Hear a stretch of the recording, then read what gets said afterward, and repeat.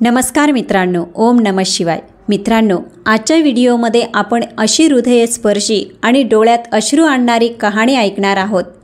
एका सुनेने आपल्या सासऱ्याला कुत्र्यापेक्षाही बदतर वागणूक दिली होती आणि शेवटी जे तिचे हाल झाले ते आपण आपल्या डोळ्यांनी बघू शकणार नाही असे तिचे हाल होते. तर चला मित्रांनो, ऐकूया हीच कहाणी. पण एका मुलीने आपले मनातील व्यथा या कहाणीमध्ये व्यक्त केलेली आहे. त्याच सासऱ्यांची ती मुलगी होती जिने ही व्यथा आपल्या कहाणीत सांगितलेली आहे. चला तर कहाणीला सुरुवात करूया. पण चॅनलवर नवीन असाल तर व्हिडिओला लाईक, चॅनलला सबस्क्राईब करा, तसेच बेल आयकॉनसुद्धा प्रेस करा. पावसाळ्याचा दिवस होता. आकाशात काळे ढग दाटून आले होते आणि हवेत ओलसरपणा होता. मी ऑफिसमधून लवकर निघाले. अनेक दिवसांपासून मनावर एक विचित्र ओझं जाणवत होतं.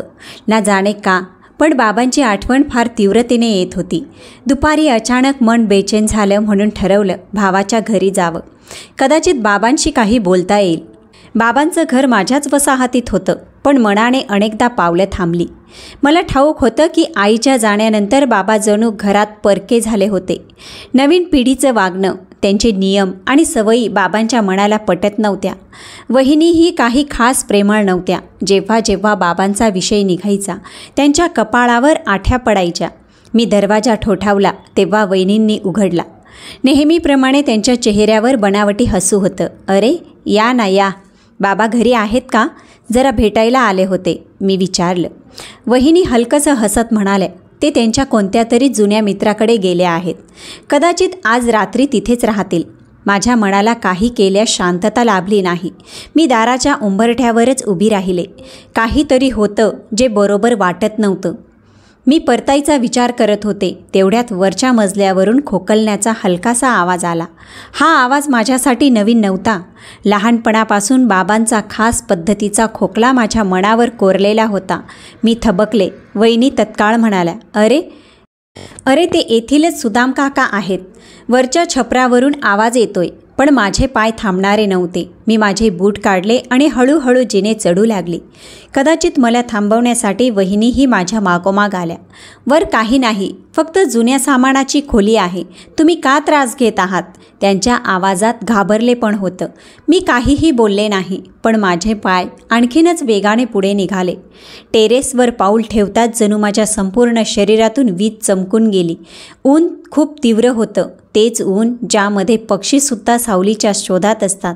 पण तिथे माझे वडील बसले होते, जे कधी काळी आम्हाला या प्रखर उन्हापासून वाचवत शाळेत सोडायला जायचे.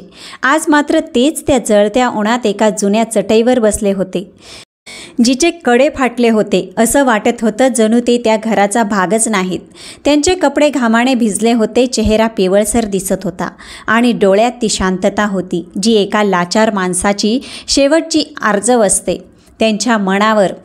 त्यांच्यासमोर तोच ग्लास ठेवलेला होता जो आम्ही लहानपणी कुत्र्याला पाणी पाजण्यासाठी वापरायचो.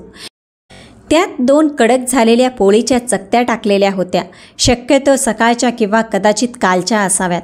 वडील त्या तुकड्यांना पाण्यात भिजवून मऊ करून खाण्याचा प्रयत्न करत होते. माझं काळीज एका अनोख्या वेदनेने भरून आलं. जीभ जणू थरथरू लागली. मी न बोलता तशीच उभी राहून त्यांच्याकडे पाहत राहिले. डोळ्यातून अश्रू नाही आले, पण आतून माझं हृदय मात्र रडत होतं. बाबा, माझ्या आवाजात कंप होता. बाबांनी दचकून माझ्याकडे पाहिलं. त्यांच्या डोळ्यात आश्चर्य, आनंद आणि लाज सगळं एकत्र होतं. ते एखाद्या लहान मुलासारखे घाबरले, जणू रंगेहात पकडले गेले होते. बाळा, तू इथे? तू का आलीस? बाबा, हे काय चाललंय? तुम्ही खाली का येत नाही? अगं, हा खोकला आहे ना, मुलांना लागू नये म्हणून सुनबाईंनी सांगितलं काही दिवस वर राहा. मला वाटलं ठीक आहे, काय फार फरक पडतोय. मी वळून वहिनीकडे पाहिलं, जी दरवाजात उभी होती. तिच्या डोळ्यात लाज नव्हती, तर एक प्रकारची बेफिक्री होती. अहो बघा ना, आम्हालाही मुलांची काळजी घ्यावी लागते. बाबांना खोकला आहे आणि वयही जास्त आहे, म्हणून थोड्या वेळासाठी वर ठेवलं आहे बस. मग हा ग्लास, ही भाकरी, हे काय पाहुण्यांसाठी आहे का? अहो मी आत्ताच जेवण घेऊन येते. ते फक्त उरलेलं अन्न होतं. खोटं, फक्त खोटं. मला सगळं कळून चुकलं होतं. माझ्या बाबांना त्या घरात ती इज्जतही मिळत नव्हती जी एका नोकराला मिळते. ते उन्हात होते कारण त्यांच्या वाट्याची सावलीही त्या घरच्यांसाठी ओझं बनली होती. बाबांनी माझ्या डोळ्यातून वाहणारे अश्रू पाहिले आणि नजर खाली झुकवली. मग हळू आवाजात म्हणाले, बाळा मी ठीक आहे, तू चिंता करू नकोस. इथे बसलो आहे, आकाश दिसतंय आणि काही आठवणी. त्यांचा आवाज अर्धवट थांबला. जणू काही त्यांनी घोटभर काहीतरी गिळून आपल्या डोळ्यांची नमी आतच दडपून टाकली. मी त्यांचा हात हातात घेतला, तोच हात जो कधी माझ्यासाठी छत्री होता, आज उन्हात जळत होता. माझ्या मनाने ठरवले काहीतरी बदललेच पाहिजे. हा अन्याय मी आता सहन करणार नाही.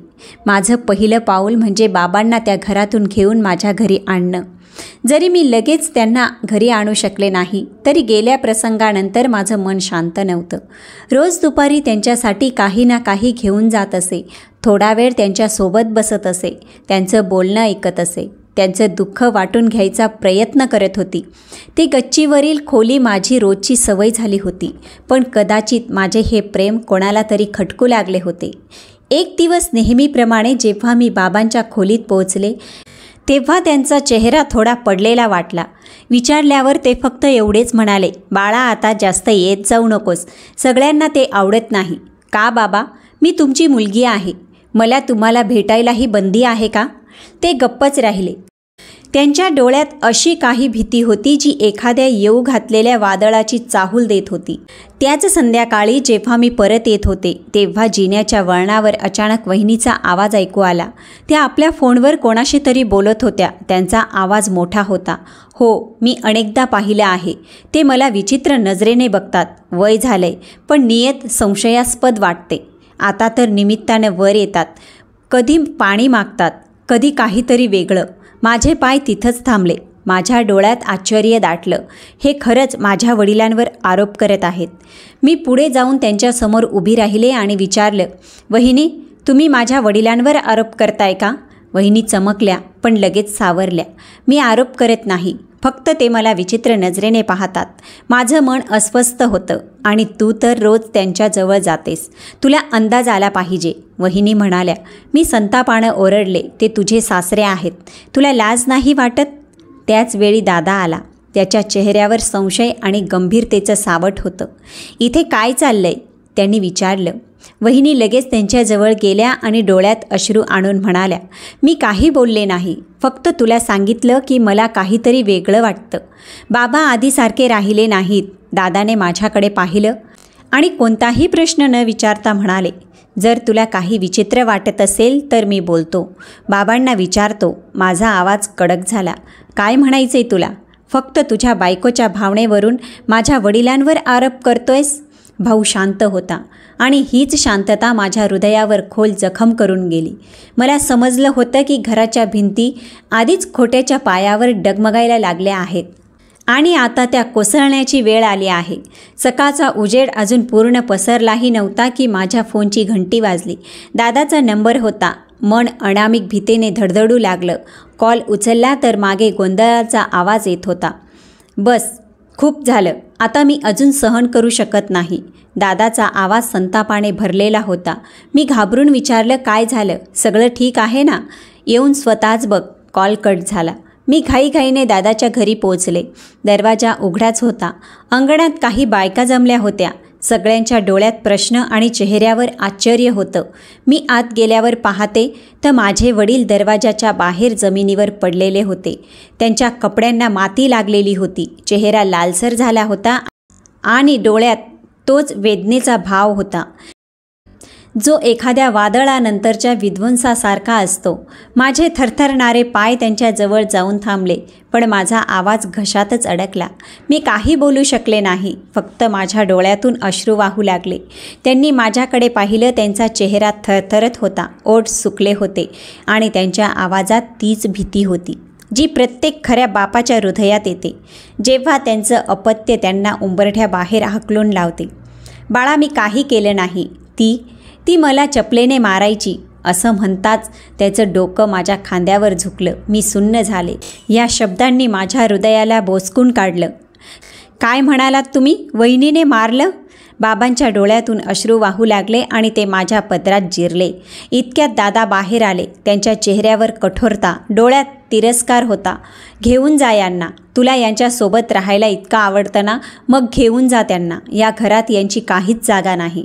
काय बोलताय दादा? हे आपले बाबा आहेत.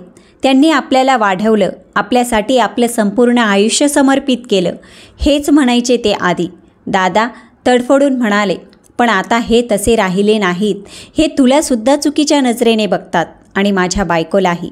मी माझ्या इज्जतीशी तडजोड करू शकत नाही. दादा, मी किंचाळले. शरम वाटत नाही का? फक्त वहिनीच्या खोट्या शब्दांवर विश्वास ठेवून तुम्ही स्वतःच्या बापावर आरोप करताय. स्वतःला मुलगा म्हणवता. दादाने माझ्याकडे पाहिलं आणि कदाचित पहिल्यांदाच त्याच्या डोळ्यात ती तिरस्काराची झलक दिसली, जी मी आत्तापर्यंत स्वतःसाठी सहन करत होते. पण आता बाबांच्या सन्मानाचा प्रश्न होता. बाबांच्या हातांनी माझा हात घट्ट धरला होता. ते हलक्या आवाजात म्हणाले, मला तुझ्यासोबत राहायचंय बाळा. आता मी इथे राहू शकत नाही. मी बाबांना आधार दिला आणि त्यांचे थकलेले पाय माझ्या मनाच्या ताकदीने सावरत गाडीपर्यंत आणले. तेथील बायका तमाशा बघत गप्प उभ्या होत्या. कोणी काहीच बोलले नाही. कदाचित सर्वांना सत्य माहीत होतं, पण ते बोलायची हिंमत कोणालाच नव्हती. रस्त्यात बाबा शांत होते. मी त्यांचा हात हातात घेतला. तेव्हा ते म्हणाले, बाळा, त्या घरात मी फक्त आशीर्वाद दिले, पण श्रापच मिळाले. कधी स्वप्नातही विचार केला नव्हता की माझं म्हातारपण असं अपमानात जाईल. माझ्या डोळ्यातून ओघळणाऱ्या अश्रूंनी शपथ घेतली, आता मी कधीही बाबांना कोणताही त्रास होऊ देणार नाही. बाबा माझ्यासोबत आले होते, पण त्यांच्या डोळ्यातील ती चमक कुठेतरी हरवली होती, जी मला नेहमी त्यांच्या संरक्षणाचा विश्वास द्यायची. दिवसाचा बहुतांशी भाग शांततेत जात होता. मी बोलायचे, ते ऐकायचे. कधीकधी हलकीशी स्मित हास्य द्यायचे, पण ते हास्यही अपूर्ण वाटायचं. मी सतत त्यांच्या आजूबाजूला राहायचे. त्यांच्यासाठी मऊ गादी टाकायचे, त्यांच्या आवडीचे अन्न बनवायचे, पण ते फक्त 2-4 घास खायचे आणि मग एक थंड श्वास घेऊन शांत बसायचे. बाळा, एके दिवशी त्यांनी हलकेच आवाज दिला, हो बाबा. जर मी नसलो तर माझ्या खोलीतील कपाटाच्या पहिल्या ड्रॉवरमध्ये एक निळ्या रंगाचे पॅकेट आहे, तो तू ठेव. बाबा, तुम्ही असे काय बोलताय? तुम्ही माझ्यासोबत आहात आणि नेहमी राहाल. ते हलकेसे हसले. कोणीही कायम राहत नाही, फक्त आशीर्वाद मागे राहतात. माझे हृदय धडधडायचे थांबले. मी त्यांच्या पायांना मिठी मारली आणि रडू लागले. काही दिवस असेच गेले. एके दिवशी अचानक त्यांची तब्येत बिघडली. श्वास वेगाने चालू झाला, हात थरथर कापू लागले आणि चेहरा घामाने डबडबून गेला. मी पटकन त्यांना रुग्णालयात घेऊन गेले. डॉक्टरांनी त्यांना ऑक्सिजन लावले आणि काही चाचण्या केल्या. समजले की त्यांचे हृदय खूप कमजोर झाले आहे आणि वेळ आता साथ देत नाही. मी त्यांचा हात हातात घेतला. ते हलकं हसले आणि म्हणाले, बाळा, एकच विनंती आहे, माझ्या अंत्यसंस्कारात कोणीही रडू नये, विशेषतः ते लोक जे माझ्या जीवनातील दुःखाचे कारण होते. एवढे बोलून त्यांनी डोळे मिटले. त्यांच्या हृदयाची धडधड कायमची थांबली. माझ्यासाठी जग थांबले होते. मी अनाथ झाले होते. पण ह्यावेळी हे दुःख काहीसं वेगळं होतं. मी माझ्या वडिलांना मरताना पाहिले होते. त्यांच्या डोळ्यातील शेवटचे अश्रू अनुभवले होते. त्यांच्या हृदयाची शेवटची धडधड माझ्या तळहातामध्ये थांबताना पाहिली होती. वडिलांची अंत्ययात्रा साधेपणाने निघाली. दादाला बातमी दिली, पण तो आला नाही. वहिनीने दुःख व्यक्त करणे तर दूरच, साधा फोनही केला नाही. फक्त गल्लीतील काही जुने लोक आणि माझ्या 2 मैत्रिणी होत्या, ज्या माझे अश्रू पुसण्यासाठी आल्या. 3 दिवसानंतर मला वडिलांचे शब्द आठवले आणि त्यांनी सांगितलेलं पॅकेट मी काढले. ते निळे पॅकेट एक वसियत होती. मी यशवंतराव पवार, संपूर्ण शुद्ध विचारांनी माझी संपूर्ण संपत्ती माझ्या मुलीच्या नावावर करतो, जिने माझ्या दुःख आणि संकटात माझ्यासोबत राहून माझी साथ दिली. जेव्हा माझा मुलगा माझ्यापासून दुरावला, खाली वडिलांची सही होती आणि साक्षीदार म्हणून तेथीलच 2 ज्येष्ठ व्यक्तींचे नावे होते. मी आश्चर्यचकित झाले. मला कधीही संपत्तीची इच्छा नव्हती, ना मी वडिलांकडून काही मागितले होते. पण मी वसियत केवळ संपत्तीचे एक कागदपत्र नव्हते. हा माझ्या वडिलांचा माझ्यावर असलेला विश्वास होता, त्यांचे प्रेम होते. मी ती वसियत छातीशी कवटाळली आणि माझ्या डोळ्यातून वाहणारे अश्रू त्या कागदावर पडू लागले. हा क्षण माझा जीवनाचा सर्वात मोठा परीक्षा क्षण होता. जगाने माझ्या वडिलांना नाकारले होते, पण त्यांनी जगाला दाखवून दिले की सत्याच्या साथीदारांना ईश्वर कधीही एकटे सोडत नाही. वडिलांच्या अंत्यसंस्कारानंतर घरातल्या प्रत्येक कोपऱ्यात त्यांच्या सोबतच्या आठवणी भरून राहिल्या होत्या. 3 दिवस उलटून गेले. 4थ्या दिवशी मी हिम्मत करून भावाला फोन केला. वडील गेले. तुला बातमीसुद्धा कळाली नाही का? तो शांत होता, जणू काहीतरी बोलायचं होतं, पण शब्द घशात अडकल्यासारखे वाटत होते. तुला काहीच दुःख नाही का? मी विचारलं. तो म्हणाला, मलाही काही कळत नाही. असं म्हणून त्याने फोन ठेवला. त्या रात्रीच्या शांततेत अचानक काहीतरी आवाज झाला. मी दचकून जागे झाले. घड्याळ पाहिलं. रात्रीचे 2 वाजले होते. दाराबाहेर अंगणात कोणीतरी हालचाल करत असल्याचं मला दिसलं. मी दबक्या पावलांनी खिडकीजवळ गेले आणि पडदा बाजूला करताच माझ्या काळजाचा ठोका वाढला. 2 माणसं होती ज्यांच्यासोबत वहिनी होती. त्यांच्या हातात एक पिशवी होती आणि चेहऱ्यावर चादर ओढलेली होती. ते हळूच घराच्या मागच्या दाराने आत शिरले. माझा श्वास रोखला गेला. मी गपचूप लपून राहिले, कारण काहीतरी संशयास्पद वाटत होतं. 15 मिनिटांनी ते माझ्या खोलीकडे न येता थेट वडिलांच्या खोलीकडे गेले. त्यांचा उद्देश स्पष्ट होता. जेव्हा ते परत आले तेव्हा त्यांच्या हातात एक फोल्डर होतं. मी दुसऱ्या दिवशी सकाळी हिम्मत करून रात्रीबद्दल शेजारच्या काकांशी बोलले, जे स्मशानभूमीचे व्यवस्थापक होते. त्यांनी एक भयंकर सत्य उघड केलं. बाळा, तुझे वडील वारले त्या दिवशी हॉस्पिटलमध्ये तुझी वहिनी आली होती. त्यांनी सांगितलं की काही कायदेशीर कामासाठी तुझ्या वडिलांचा बोटाचा ठसा हवा आहे. त्यांनी एका कागदावर त्यांच्या अंगठ्याचा ठसा घेतला आणि निघून गेले. हे ऐकून माझ्या पायाखालची जमीनच सरकली. आता मला कळलं की ते फोल्डर काय होतं आणि मध्यरात्री चोरी का झाली होती. वहिनीने वडिलांचा मृतदेह चोरवून खोट्या सह्या करून घेतल्या होत्या. त्याच दिवशी मी माझ्या वकील मैत्रिणीच्या मदतीने रजिस्टर ऑफिसमधून माहिती काढली. संध्याकाळपर्यंत बातमी आली. वडिलांच्या नावाची संपूर्ण मालमत्ता त्यांच्या नातवंडांच्या नावावर करण्यात आली होती. सह्या आणि अंगठ्यांचे ठसे पाहता खरे वाटत होते. माझ्या डोळ्यांसमोर अंधार झाला. हाच तो भाऊ होता ज्याने लहानपणी माझ्या बाहुलीसाठी संपूर्ण बाजारपालथा घातला होता. पण आज तोच भाऊ आपल्या पत्नीच्या सांगण्यावरून वडिलांच्या मृतदेहालाही शांततेने जाऊ दिले नाही. मी तो निळा लिफाफा काढला जो वडिलांनी मृत्यूपूर्वी मला दिला होता. त्यांचा खरा वसियतनामा माझ्याकडे होता. आता न्यायासाठी कोर्टात लढण्याची वेळ आली होती. वडिलांच्या मृत्यूनंतर काही दिवसांनी भावाचा फोन आला. आपल्याला बोलायचं आहे, तू येऊ शकतेस? मला माहीत होतं की ही चर्चा कोणत्या विषयावर असेल.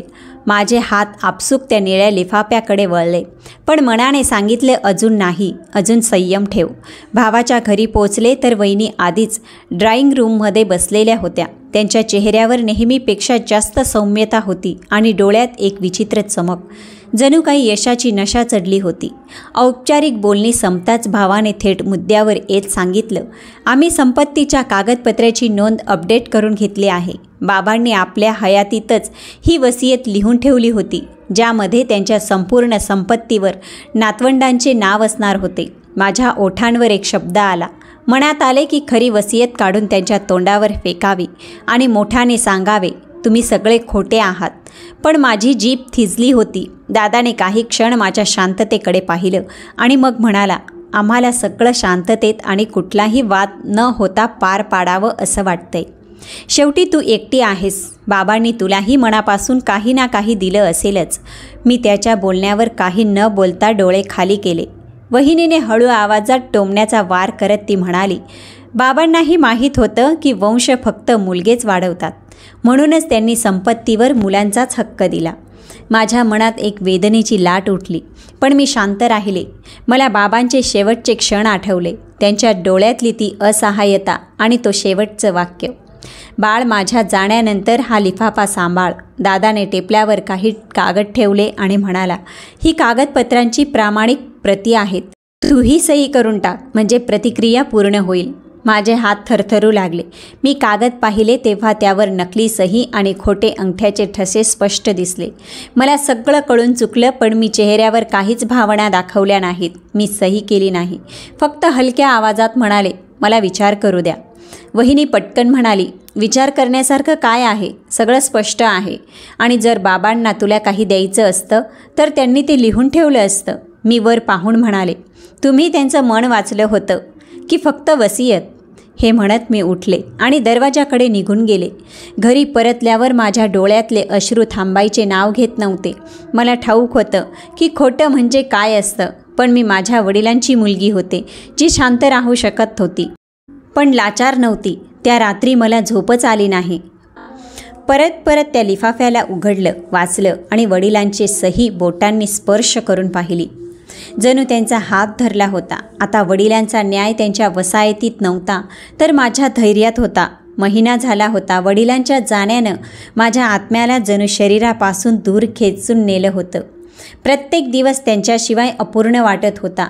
13वा करण्याची तयारी करायची होती म्हणून मी सगळं स्वतःच हाताळलं. स्वयंपाकघरात काम करताना हातांनी पदार्थ बनवत होते आणि मनोमन प्रत्येक प्रार्थना त्यांच्या आठवणींनी भरलेली होती. 13व्याच्या दिवशी तेथील बायका यायला लागल्या. अंगणात गालीचे आथरले, अगरबत्त्यांचा सुगंध पसरला. प्रत्येकाच्या चेहऱ्यावर दुःखाच्या रेषा होत्या, पण काही डोळ्यात अजूनही लोभ स्पष्ट दिसत होता. स्वयंपाकघराच्या एका कोपऱ्यात बसलेल्या एक वृद्ध आजी, ज्या त्याच गल्लीत वर्षानुवर्ष राहत होत्या, माझ्याकडे झुकून म्हणाल्या, बाळा, मला तुझ्याशी एक गोष्ट बोलायची आहे. कदाचित तुला माहीत नसेल. मी त्यांच्याकडे आश्चर्याने पाहिलं. त्या हळू आवाजात म्हणाल्या, तुझे वडील नेहमी छताच्या खोलीत जायचे. आम्ही बायका तिथे कपडे वाळत घालायला गेलो तेव्हा बघायचो की ते काहीतरी लिहित असायचे किंवा काहीतरी लपवत असायचे. माझा श्वास थांबला. काय वस्तू? तुम्ही काय पाहिलं होतं? नाही बाळा, आम्ही कधी विचारायची हिंमत केली नाही, पण एकदा मी ऐकलं होतं की ते माझ्या नवऱ्याला सांगत होते, खरा खजिना ना कागद आहे ना पैसा, तो तिथे लपवलेला आहे जिथे सूर्यप्रकाशही त्याला स्पर्श करू शकत नाही. माझ्या मनात एक विचित्र अस्वस्थता निर्माण झाली. खरंच बाबांनी काहीतरी लपून ठेवलं होतं का? त्यांच्या आठवणी, एखादी जुनी डायरी, की खरंच काही मौल्यवान खजिना? माझी वहिनी, जी जवळच बसली होती, आजीची बोलणी ऐकून चुकल्या होत्या. त्यांच्या चेहऱ्यावर स्पष्ट घाबरट आणि अस्वस्थता दिसत होती. त्या पटकन उठून आत गेल्या. 13व्याचा विधी संपताच मी थेट बाबांच्या जुन्या वस्तूंच्या संदुकीजवळ गेले. त्यात मला एक जुनी चावी सापडली, ज्यावर लिहिलं होतं, वरची खोली, रहस्याचं रक्षक. माझं हृदय जोरात धडधडू लागलं. मी ठरवलं, आज रात्री गच्चीवर खोलीत जाऊन पाहीन की तिथे काय लपवलं आहे. पण वहिनी माझ्याहून चपळ निघाल्या. रात्रीच्या शांततेत मी छतावर पोहोचले तेव्हा पाहिलं की त्या आधीच तिथे होत्या. त्यांच्या हातात एक छोटी टॉर्च होती आणि चेहऱ्यावर अस्वस्थतेची छटा स्पष्ट होती. जणू काही खजिन्याच्या शोधात आल्या होत्या. त्यांनी झटपट प्रत्येक वस्तू उलटीसुलटी करायला सुरुवात केली. प्रत्येक कपडा, प्रत्येक डब्बा, अगदी भिंतीवर असलेल्या जुन्या खिळ्यांमागेही हात घातला, पण त्यांना हवी ती वस्तू तिथे नव्हती. कुठे लपवली असेल? नक्कीच काही दागिना असतील की जमिनीचे खरे कागदपत्र? त्या पुटपुटल्या. मी मात्र एका कोपऱ्यात शांत उभी राहून हे सगळं पाहत होते. अचानक त्यांच्या पायाला एका लाकडाच्या तुकड्याचा धक्का लागला. त्यांचं लक्ष एका कपाटासारख्या भागाकडे गेलं, जो धुळीने भरलेला होता. त्यांनी कपड्याने तो स्वच्छ केला आणि दरवाजा उघडला, पण त्यात फक्त जुने कागद, सरकारी पत्र आणि काही निरुपयोगी झालेले जमिनीचे नकाशे होते. वहिनीचा चेहरा निराशाने भरून गेला, पण निघताना त्यांचं लक्ष वडिलांच्या फोटोवर गेलं. त्यांच्या डोळ्यात शंका होती. खरंच तुम्ही काहीतरी लपवलं होतं की हा फक्त माझा भ्रम होता? दुसऱ्या दिवशी सगळे लोक पूजापाठ झाल्यानंतर जेवणात गुंग होते. तेव्हा वहिनी कोणालाही न सांगता पुन्हा गच्चीवर गेल्या. यावेळी त्या एकट्याच होत्या. कदाचित दिवसाच्या उजेडात असं काही मिळेल जे रात्रीच्या अंधारात लपून राहिलं होतं. त्यांनी पुन्हा खोलीच्या प्रत्येक कोपऱ्याची पाहणी केली. तेव्हा अचानक त्यांचं लक्ष एका जुन्या कपड्याच्या पोत्याकडे गेलं. जसं ते उचलण्यासाठी त्यांनी हात पुढे केला, तितक्यात जमिनीत हलकीशी हालचाल झाली. एक सरसराट आवाज घुमला. त्यांचं हृदय जोरात धडधडू लागलं. खोलीच्या कोपऱ्यातून एक लांबट काळा साप बाहेर आला. टॉर्चच्या प्रकाशात त्यांच्या डोळ्यात एक विलक्षण चमक होती. वहिनी ओरडायचा प्रयत्न करत होत्या, पण आवाज गळ्यातच अडकून राहिला. त्या घाबरून मागे सरकल्या, पण त्यावेळी त्यांचा पाय सरकला आणि सापाने त्यांच्या पायावर हल्ला केला. एक जळजळीत वेदना, एक थरथर कापणारी किंकाळी. खाली असलेले लोक ती किंकाळी ऐकून धावत आले. मी, दादा आणि शेजारच्या बायका पळतच वर गेलो. तिथलं दृश्य पाहून सगळ्यांचे चेहरे फक्त पडले.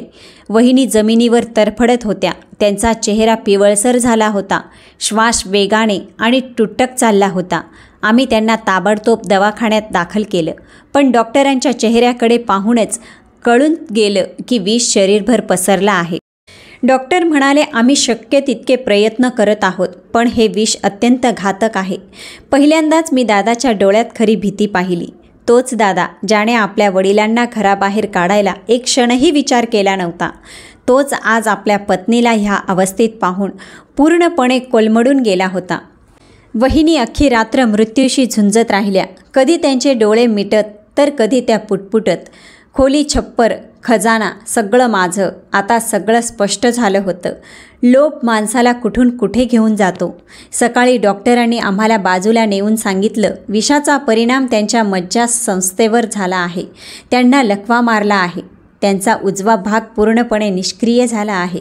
कदाचित बाबांच्या शापाने कुठेतरी परिणाम दाखवलाच. माझा चेहरा फिक्कट झाला आणि मी थेट खुर्चीवर कोसळले. या स्थितीतून त्या कधी बऱ्या होऊ शकतात? मी डॉक्टरांना विचारलं. डॉक्टरने खोल श्वास घेतला आणि म्हणाले, यांची विचारशक्ती जागी आहे, पण त्यांच्या शरीराचा एक भाग आता त्यांना साथ देऊ शकणार नाही. जेव्हा मी खोलीत प्रवेश केला तेव्हा वहिनींनी माझ्याकडे पाहिलं. त्यांच्या डोळ्यात एकाच वेळी अनेक भावना होत्या. पश्चाताप, लाज, वेदना आणि कदाचित अशी काही शब्द जी त्यांच्या ओठावर येऊ शकली नाहीत. तुमची तब्येत कशी आहे? मी हळुवारपणे विचारलं. पण उत्तरात फक्त शांतता मिळाली. त्या काही बोलू इच्छित होत्या, काही सांगू पाहत होत्या, पण त्यांच्या चेहऱ्याचा तो भाग हलू शकत नव्हता. फक्त डोळ्यातून अश्रू वाहत होते. मी त्यांच्याजवळ बसले आणि त्यांचा हात हातात घेतला. तोच हात जो कधी माझ्या वडिलांवर उगारला गेला होता. आज तोच हात निर्जीव पडला होता. खोलीत संपूर्ण शांतता होती. दादा एका कोपऱ्यात उभे होते, नजर खाली झुकवून आणि कदाचित आतून तुटून जात होते. काळाच्या चक्राने आपला फेरा पूर्ण केला होता आणि न्यायाची पहिली झळ बसली होती. पण मन सांगत होते की कहाणी अजून संपलेली नव्हती. ही तर फक्त सुरुवात होती. वहिनी आजारी पडल्यानंतर घराचे वातावरण झपाट्याने बदलू लागले. दादा जे काही त्यांच्या आनंदासाठी आकाशातील तारे तोडण्यास तयार असायचे, आता फक्त औपचारिक विचारपूस करण्यासाठी रुग्णालयात जात आणि नंतर जड पावलांनी परत येत. काही आठवड्यानंतर वहिनींना घरी हलवण्यात आलं. पण तीच खोली जिथे एकेकाळी वडिलांना उन्हात बसवलं जात होतं, आता वहिनीसाठी राखीव ठेवली गेली. त्यांचा पलंग जुन्या पंख्याखाली लावण्यात आला. तोच जुना ग्लास जो वडिलांच्या वेळेस वापरण्यात येत होता, आता त्यांच्या समोर ठेवला जाऊ लागला. दिवसभर त्या शांतपणे छतावर पडून राहायच्या आणि संध्याकाळी घरातील नोकराणी येऊन त्यांच्या तोंडात एखादा घास टाकायची. त्यांच्या ओठावर आता कुठलाही आवाज नव्हता, फक्त डोळ्यात नमी उरली होती. काही दिवसांनी अजून एका बातमीने माझं हृदय चिरून टाकलं. भावाने दुसरं लग्न केलं.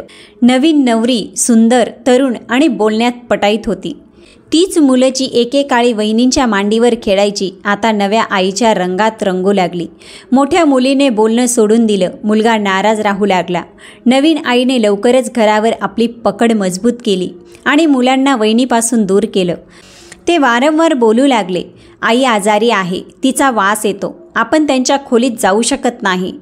तीच मुलं ज्यांच्यासाठी वहिनीने कधी संपूर्ण जगाशी लढाई केली होती, आज आईच्या आजाराने लाजून तोंड लपवू लागली होती. एके दिवशी मी त्यांच्या जवळ गेले. त्यांच्या पलंगाशेजारी बसून त्यांचा हात धरला तर त्यांनी कसंबसं डोळे उघडले.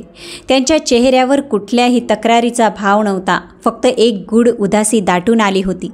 मी नरम स्वरात म्हणाले, आठवतंय का जेव्हा तुम्ही म्हणालात की वडिलांची उपस्थिती मुलांसाठी धोकादायक आहे? आज तुम्हाला त्याच मुलांच्या उपस्थितीची भीती वाटत नाही का?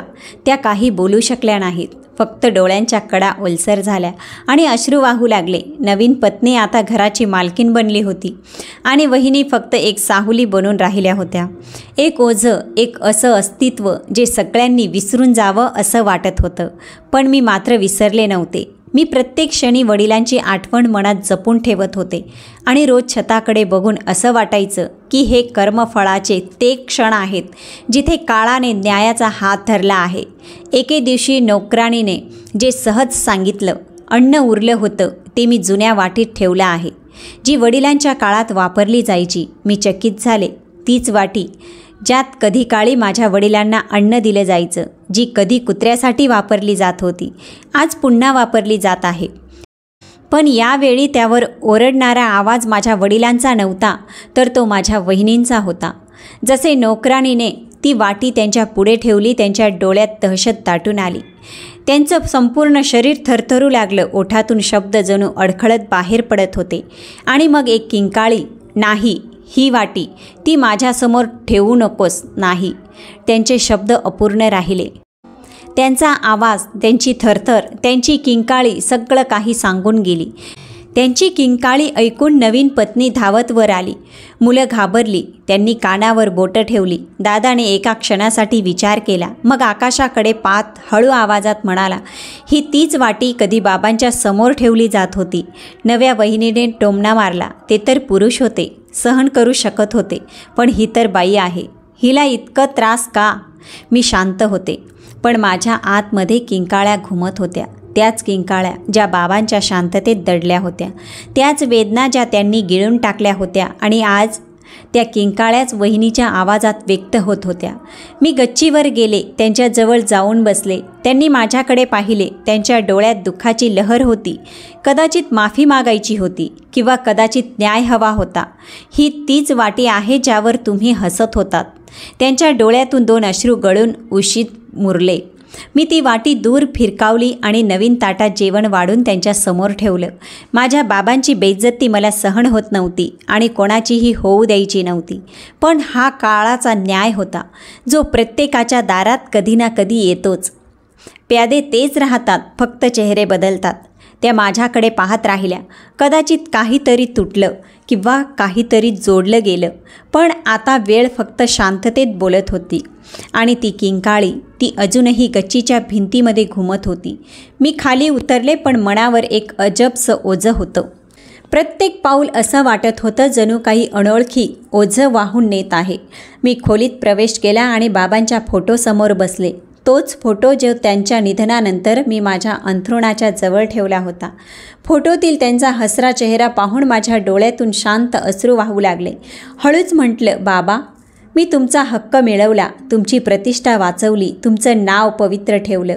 आता तुम्ही शांतपणे झोपू शकता. त्याच क्षणी खिडकीतून थंड वाऱ्याची झुळूक आली. जणू काही बाबांच्या शुभेच्छा माझ्या अवतीभोवती पसरल्या होत्या.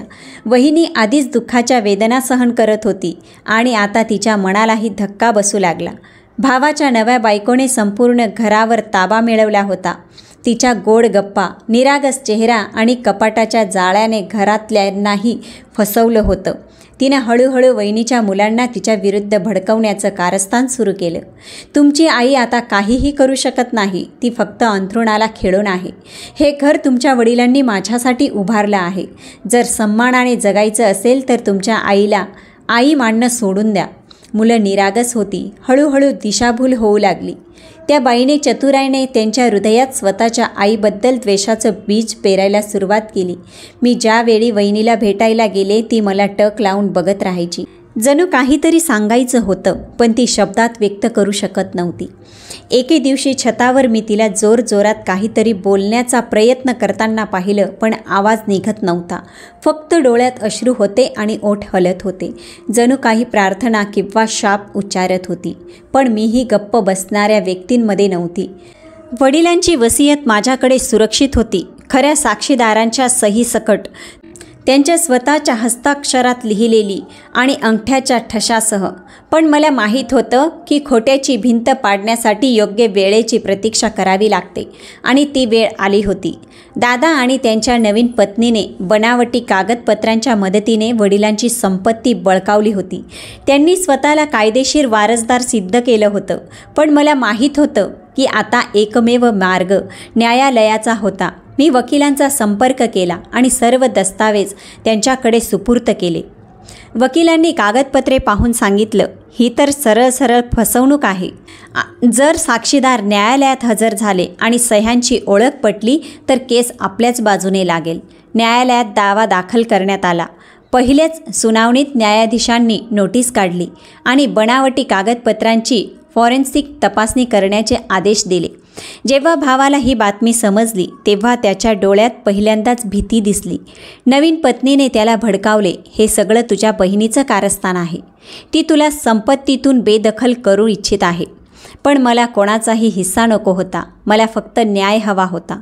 माझ्या वडिलांचा सन्मान आणि त्यांच्या शेवटच्या निर्णयाचे रक्षण. काही दिवसांनी न्यायालयात सुनावणी होती. मी सर्व पुरावे तयार केले. साक्षीदारांशी संपर्क साधला आणि वडिलांच्या आठवणींना मनात ठेवून न्यायालयाच्या दारात प्रवेश केला. हा केवळ कागदोपत्री लढा नव्हता, तर त्या संघर्षाचा भाग होता जो माझ्या वडिलांनी त्यांच्या शेवटच्या दिवसात भोगला होता. ती एकटेपणाची भावना जी त्यांनी सहन केली, त्या वेदना ज्या त्यांच्यावर लादल्या गेल्या. पहिल्याच सुनावणीत न्यायाधीशांनी भावाच्या वकिलाला विचारले, जर मृत व्यक्तीने नातवंडाच्या नावाने वसियत लिहिली होती तर हे दस्तावेज रुग्णालयात नेण्यापूर्वीच का तयार करण्यात आले आणि मृत्यूनंतर अंगठ्याचे ठसे का घेतले गेले? हा असा प्रश्न होता ज्याने सत्याचे दरवाजे उघडले. भावाच्या वकिलाकडे कोणतेही उत्तर नव्हते. मी शांत उभी राहिले. मनात वडिलांचा चेहरा ठेवत फक्त एकच वाक्य पुन्हा पुन्हा म्हणत होते, बाबा, मी तुम्हाला वचन दिले होते की तुमच्या सत्याला खोट्याखाली दबू देणार नाही. आता परिस्थिती पूर्ण बदलली होती. न्यायाच्या आसनावर बसलेला कायदा माझ्या वडिलांच्या सत्याची साक्ष देत होता. अनेक महिने खटल्याची सुनावणी सुरू राहिली. वेगवेगळ्या तारखांना न्यायालयात उपस्थिती लागली. साक्षीदारांचे जबाब नोंदले गेले आणि अखेर तो क्षण आला ज्याची प्रतीक्षा फक्त मलाच नव्हती तर माझ्या वडिलांच्या आत्म्यालाही होती. न्यायाधीशांनी निर्णय दिला. अदालत पुरावे आणि साक्षीदारांच्या जबाबांच्या आधारे निष्कर्षावर पोहोचली की खरी वसियत तीच आहे जी मयत यशवंत पवार यांनी आपल्या मुलीच्या नावाने लिहिली आहे. बनावटी दस्तावेज अमान्य ठरवले जातात. त्यामुळे संपूर्ण मालमत्ता कायदेशीर वारस म्हणजेच मुलीच्या नावाने केली जाते. माझ्या कानात हे शब्द घुमू लागले. डोळ्यात अश्रू होते. हृदय कृतज्ञतेने भरलेले होते आणि आत्म्याला एक विचित्रसा शांतीचा अनुभव आला होता. न्यायालयाच्या बाहेर येऊन मी आकाशाकडे पाहिले. डोळे ओलावले होते पण ओठांवर स्मित होते. बाबा, मी तुमची इज्जत वाचवली. तुमचा हक्क तुमच्या इच्छेनुसार पूर्ण केला. दादा लज्जेने न्यायालयातून बाहेर पडला. त्याची नवी पत्नी त्याचा हात धरून झपाट्याने बाहेर गेली. जणू न्यायालयाच्या निर्णयाच्या लाजेतून पळ काढत होती. त्यांच्या चेहऱ्यावर पराभव, अपमान आणि अविश्वास स्पष्ट दिसत होता. ज्या मुलीला त्यांनी कमकुवत समजले होते तिनेच आज त्यांच्या खोट्याला जमिनीवर आदळून दिले होते. आता संपूर्ण संपत्ती माझ्या नावावर होती. घर, जमीन, बँक बॅलन्स, सर्व काही.